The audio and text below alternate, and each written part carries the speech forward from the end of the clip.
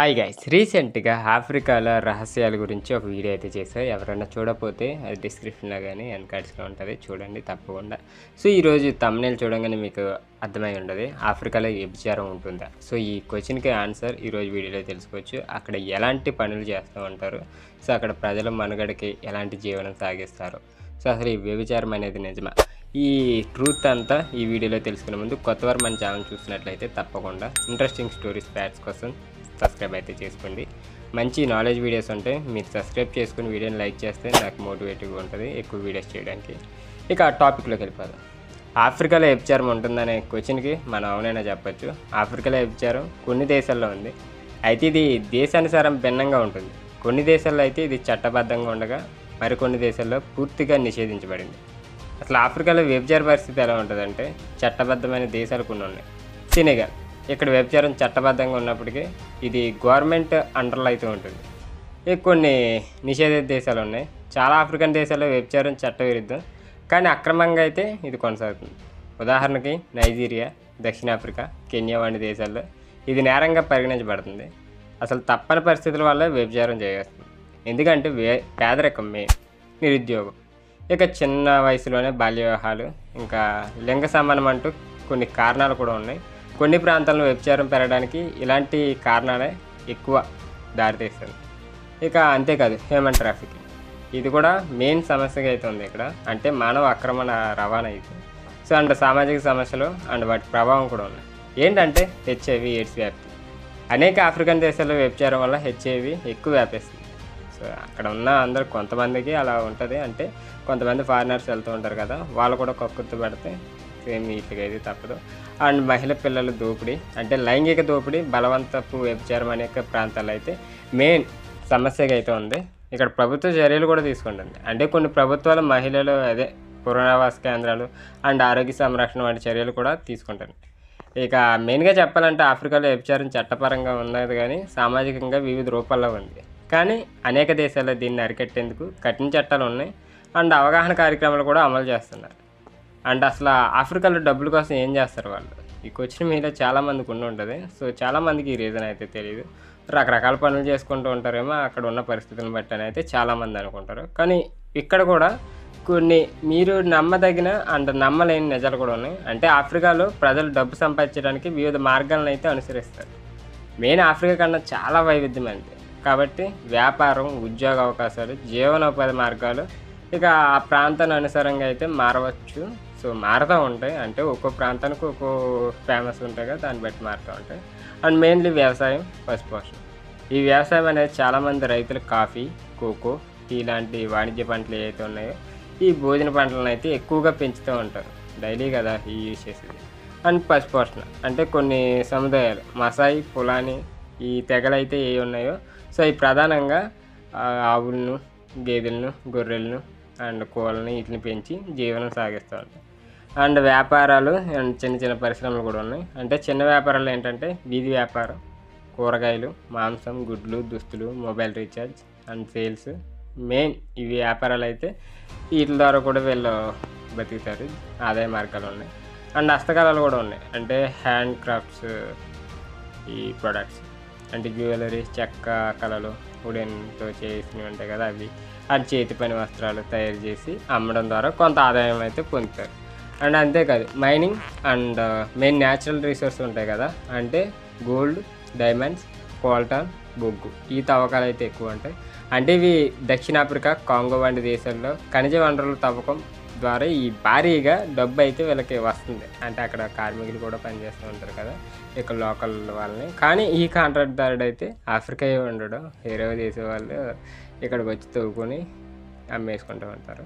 So వీళ్ళకైతే అక్కడ పనులు అయితే ఇస్తారు అది. సో అండ్ నైజీరియా, అంగోలా లాంటి దేశాల్లో చమురు ఇదే అతిపెద్ద పరిశ్రమ, ఈ ఆయిల్, చమురు ఆయిల్ అయితే. సో అండ్ సేవారంగం, నైపుణ్య ఉద్యోగాలు కూడా ఉన్నాయి, అంటే ఇంటర్నెట్ ఆధారిత ఉద్యోగాలు కెన్యా, నైజీరియా వంటి దేశాల్లో ఈ freelance writing, designing and coding వంటి డిజిటల్ జాబ్స్ కూడా ప్రాచుర్యం అయితే పొందుతుంది. అండ్ హోటల్స్, టూరిజం కూడా, అంటే ఈజిప్ట్, దక్షిణాఫ్రికా, మరకేష్ వంటి టూరిస్ట్ హాట్స్పాట్లు అయితే ఈ గైడ్లు అండ్ హోటల్ ఉద్యోగులు, డ్రైవర్లు ఎక్కువగా అయితే పనిచేస్తూ ఉంటారు. అండ్ అంతర్జాతీయ కార్మిక వలసలు కూడా ఉన్నాయి. అంటే చాలామంది యూరప్, అమెరికా, మధ్య ప్రాచ్యంకి వలస వెళ్ళి నిర్మాణ రంగం అండ్ గృహ సహాయకులు అంటే ఇల్లు కట్టడానికి ఇంజనీర్స్ వాళ్ళు డ్రైవింగ్ అంటే ఉద్యోగాలు కూడా చేస్తున్నారు. అండ్ మెయిన్ గవర్నమెంట్ ఉద్యోగాలు ఉంటాయంటే ఇవి కూడా ఉంటాయి, గవర్నమెంట్ ఎంప్లాయీస్ ఉంటారు. అండ్ విదేశీ సహాయం కూడా ఉంది. అంటే ప్రభుత్వ ఉద్యోగాలు కొంతమందికి అయితే మంచి ఆదాయాన్ని ఇస్తాయి, అవి ఎక్కువ డబ్బులు అయితే ఇస్తాయి. కానీ కొన్ని చోట్ల అవినీతి పెద్ద సమస్య. ఇక్కడ ఎక్కడ చూస్తే అవినీతి ఉంటుంది. సో మీరు ఏ సెక్టర్ చూసుకున్నా సో అవినీతి అనేది మెయిన్ కామన్ అక్కడ. అండ్ అంతర్జాతీయ ఎన్జిఓస్లు ఉంటారు కదా, వాళ్ళ సహాయ కార్యక్రమాల ద్వారా కొందరు ఉద్యోగాలు కూడా పొందుతారు. సో అండ్ క్రిమినల్ అక్రమ మార్గాలు కూడా ఎక్కువ ఉన్నాయి. అంటే మెయిన్ అక్రమంగా mining and drug trafficking and మానవ అక్రమ రవాణా అండ్ వన్యప్రాణుల అక్రమ వ్యాపారం అంటే శిఖరాలు, ఏనుగు దంతాలు అండ్ ఇతర విలువైన జంతు భాగాలు ఏవైతే ఉన్నాయో అవి కూడా. అండ్ ఆఫ్రికాలో డబ్బు సంపాదించే మార్గాలు అయితే ఆ ప్రాంతానికి సంబంధించి మారుతూ ఉంటాయి. వ్యవసాయం, వ్యాపారం, మైనింగ్, సేవారంగం, వలస కార్మికులు అండ్ డిజిటల్ ఉద్యోగులు, టూరిజం వంటి రంగాల్లో కొత్త అభివృద్ధి అయితే చెందుతున్నాయి. సో అండ్ ఆఫ్రికాలో మరి క్రైమ్ రేట్ ఎలా ఉంటుంది? ఈ క్వశ్చన్ కూడా మీకు బిగ్ మిస్టేకే, బిగ్ క్వశ్చన్ ఇది, కాంట్రవర్సీ క్వశ్చన్. అండ్ ఈ క్రైమ్ రేట్ ఎలా ఉంటుంది? నిజంగా నేరాలు ఉంటాయా? సో ఉంటాయంటే ఆఫ్రికాలో క్రైమ్ రేట్ అయితే నేరాల స్థితిగతులు కూడా ఉంటాయి. అంటే ఆఫ్రికాలో క్రైమ్ రేట్ ఎక్కువ దేశానుసారంగానే మారుతూ ఉంటుంది ఎప్పుడైనా. సో కొన్ని దేశాల్లో నేరస్థాయి అయితే తక్కువగా ఉంటాయి, మరి కొన్ని దేశాల్లో హింస, దోపిడీ, మాఫియా ఇలాంటి కార్యకలాపాలు అయితే ఉంటాయి. ఈ కార్యకలాపాలు అధికంగా ఉంటాయి. సో ఇక క్రైమ్ రేట్ అధికంగా ఉన్న దేశాలు ఏంటంటే, మెయిన్ క్రైమ్ రేట్ అధికంగా ఉన్న దేశాల్లో మెయిన్ అట్రాక్షన్గా ఉండేది దక్షిణాఫ్రికా. ఇక్కడైతే హత్యలు, లూటీలు, గ్యాంగ్ క్రైమ్స్ అయితే అధికంగా ఉంటాయి. ఇంకా నైజీరియా వచ్చేసి కిడ్నాప్, తుపాకీ హింస, డ్రగ్ ట్రాఫికింగ్ ఇలాంటి. అండ్ సోమాలియా అయితే పైరసీ అంటే సముద్ర దొంగతనం ఇది. సో ఈ ఉగ్రవాదం కూడా ఉంటుంది. ఇక డెమోక్రటిక్ రిపబ్లిక్ ఆఫ్ కాంగో, ఈ డిఆర్సీలో కూడా మిలిటెంట్ గ్రూపులు హింస ఉంటుంది. అండ్ కేపో వాడే, ఇక లిబేరియా డ్రగ్స్ కార్టెల్ ప్రభావం ఎక్కువ ఉంటుంది ఈ ఏరియాలో అయితే.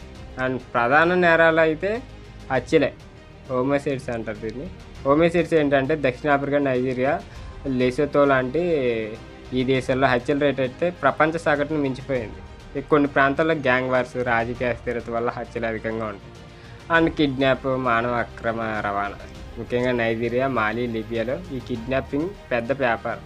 అండ్ మానవ అక్రమ రవాణా అంటే హ్యూమన్ ట్రాఫికింగ్ కూడా నైజీరియా, గానా అండ్ లిబియా, సూడాన్లో ఎక్కువ. అండ్ లైంగిక దాడులు కూడా ఈ గృహహింస కూడా ఉంటాయి. దక్షిణాఫ్రికాలో అత్యాచారాల రేట్ అయితే ప్రపంచంలోనే అత్యధికంగా అయితే ఉంది. అండ్ లైంగిక దోపిడీ, గృహహింస, బాల్య వివాహాలు చాలా దేశాల్లో సమస్యగా ఉన్నాయి.